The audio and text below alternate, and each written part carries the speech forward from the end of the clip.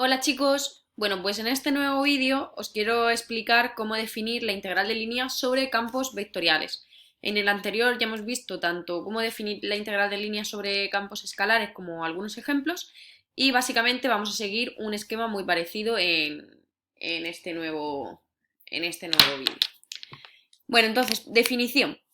Primero, ¿bajo qué condiciones estamos? Pues necesitamos un campo F definido sobre un abierto, contenido en Rn y que va a parar a Rn. Esto es una función vectorial, obviamente, porque lo que me devuelve es algo que está en Rn. Además, tenemos n variables y bueno, sabemos que estamos definiendo todo esto sobre un abierto. Y además pedimos que esa función sea continua. Eso es lo que llamamos un campo vectorial continuo. Y vamos a considerar también una curva gamma definida sobre un abierto AB arbitrario contenido en R que va a parar a Rn. Esa curva, como siempre, la suponemos parametrizada, diferenciable, etcétera, etcétera. Y tal que su imagen, su traza, esté contenida dentro del conjunto omega. Como ya sabéis, esta condición la pedimos para que luego tenga sentido la composición de f compuesto con omega. Entonces se define la integral de línea o curvilínea del campo f a lo largo de la curva gamma como la integral sobre gamma de f. Como veis, la notación es exactamente igual independientemente de que estemos trabajando con un campo escalar o con un campo vectorial. La notación que utilizamos es exactamente la misma. Y lo único que tenéis que tener en cuenta a la hora de aplicar la definición es, pues bueno, fijaros si vuestro campo es escalar o es vectorial. Bien, entonces, definición para campo vectorial será la integral entre a y b del producto escalar entre estos dos vectores, que son f compuesto con gamma en t. Esto, si lo pensáis, f compuesto con gamma será una función que va a ir desde el intervalo cerrado AB hasta Rn, es decir, esto me devuelve un vector con n coordenadas, y eso lo tenéis que multiplicar escalarmente por gamma prima de t, que también tiene n coordenadas. Si no, no tendría sentido hacer el producto escalar de dos vectores que no tengan la misma longitud, ¿correcto? Pero acabamos de verificar que efectivamente no hay ningún problema y esto va a estar bien definido. Nada, pues esta es la definición. Cosillas, digamos, adicionales que tenéis que tener en cuenta. Bueno, pues que si vuestra curva gamma adicionalmente es una curva cerrada, es decir, como ya sabéis, si los extremos coinciden, si gamma de A es igual a gamma de B, entonces es usual que encontréis también esta notación. Y es que la integral sobre gamma de F también la podéis encontrar con este simbolito, el mismo de la integral, pero con un circulito aquí en medio. Eso básicamente lo que denota es que estáis calculando una integral de línea, pero sobre una curva cerrada. Y se le suele llamar la circulación del campo vectorial de f a lo largo de gamma. Como veis es simplemente notación, pero bueno, como lo podéis encontrar en ejercicios y demás, pues para que sepáis que esto es la integral de f sobre gamma, exactamente igual, pero el circulito simplemente denota que la curva sobre la que estoy integrando me da información adicional, me dice que es cerrada. Bien, pues vamos a ver un par de ejemplos. Eh, Vamos a ver un ejemplo en el que vamos a resolver el ejercicio concretamente 2.14 de la lista de ejercicios propuestos de Tomás. Y nos dicen que calculemos la integral sobre gamma de f, donde f es el campo que viene dado como la función identidad, si os dais cuenta, porque a cada x y z le asigna el propio x, y, z, y la curva sobre la cual queremos integrar es gamma de t igual a seno coseno t, con la t variando entre 0 y 2pi. Esto es una hélice circular, ya que como base tengo una circunferencia, pero si veis esta tercera coordenada que le metemos el parámetro t, lo que hace es que voy recorriendo como una especie de circunferencia, pero levantándolo, es decir, se genera como una especie de muelle, digamos. Eh, y nada, pues vamos a observar un poco antes de ponernos a integrar. El campo que tenemos, vamos a comprobar que efectivamente es vectorial, pero esto está claro ya que va de R3 en R3. Tengo tres coordenadas, tres variables, y esto me devuelve vectores de R3, así que es un campo vectorial y además es continuo, ya que las tres funciones componentes son de tipo polinómico y por supuesto son continuas.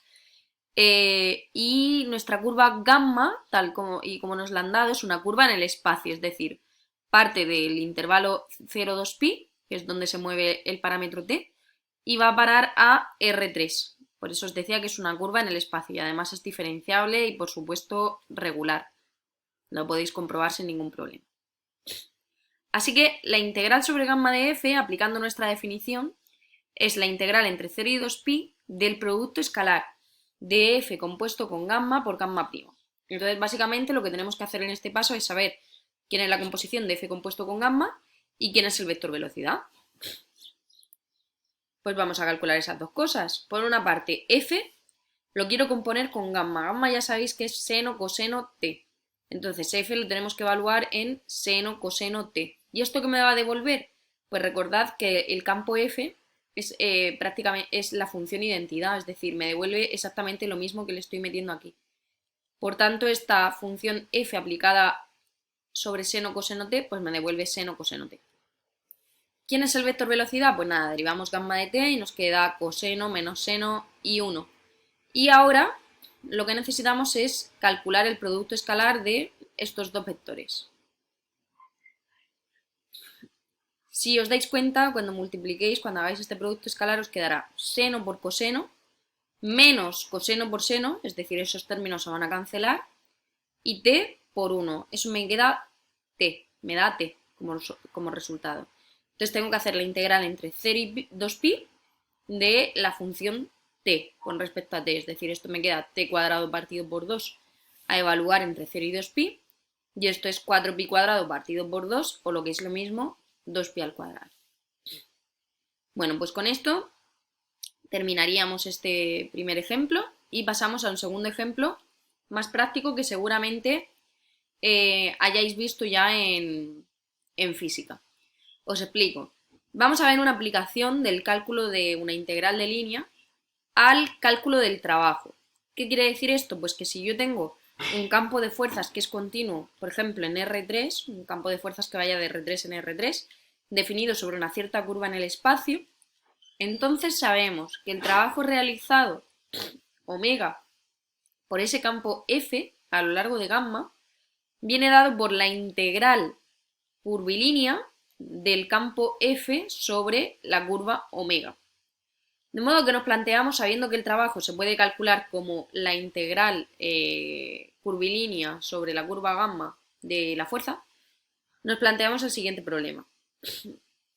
Vamos a considerar una partícula que se mueve a través de esta curva, que es t cuadrado seno coseno, con la t variando entre 0 y 1, y en primer lugar vamos a hallar la fuerza que actúa sobre esa partícula y en segundo lugar vamos a calcular el trabajo realizado por dicha fuerza. Entonces, bueno, para calcular la fuerza, pues básicamente lo que tenemos que aplicar es la segunda ley de Newton, ya sabéis, fuerza igual a masa por aceleración. Si nosotros queremos calcular la fuerza, ese campo de fuerzas sobre gamma de t, pues esto será m por la aceleración que será gamma segunda de t. Luego, básicamente, tenemos que calcular la segunda derivada de gamma. Está claro que gamma prima, dado que gamma la tenemos aquí, gamma prima será 2t coseno menos seno, lo tenemos aquí, y si derivamos esta expresión, respecto a t nos queda 2 menos seno menos coseno. Luego ya tenemos definitivamente, aplicando la segunda ley de Newton, como comentábamos, que la fuerza que se está aplicando sobre la partícula, viene dada por la masa de la partícula por la aceleración, que es 2 menos seno menos coseno. Una vez que tengo esto, el siguiente apartado ya debe ser muy sencillo. En el segundo apartado os pregunto cómo calcular el trabajo realizado por esta fuerza que acabamos de calcular. Bueno, pues nada, vamos a continuar por donde lo habíamos dejado. Hemos dicho que ahora vamos a calcular el trabajo realizado por la fuerza calculada en el apartado A. Ya sabéis que el trabajo se calcula como la integral del campo F sobre gamma. Es decir, tengo que poner como límites de integración los límites del parámetro t, que son 0 y 1. Y ahora tengo que aplicar la definición que ya sabéis, producto escalar de f compuesto con gamma por gamma prima. F compuesto con gamma es precisamente la fuerza que ya hemos calculado en el apartado A, así que la ponemos m por 2 menos seno menos coseno. y esto hay que multiplicarlo escalarmente por gamma prima, Es decir, gamma prima es 2t coseno menos seno. Bien, m lo puedo sacar, como es una constante, se puede sacar fuera de la integral y nos queda m por la integral entre 0 y 1 de 2 por 2t, 4t, menos seno de t por coseno de t, más seno de t, coseno de t. Esto, como veis, se cancela y nos queda m por la integral entre 0 y 1 de la función 4t, es decir, m por 4t cuadrado partido por 2, es decir, 2t al cuadrado, a evaluar entre 0 y 1, que esto nos da finalmente como resultado 2m. O sea que el trabajo realizado por la fuerza obtenida en el apartado A es concretamente 2 veces la masa de la partícula. Y con esto pues terminamos este primer vídeo sobre campos vectoriales y en el siguiente vamos a ver algunas propiedades.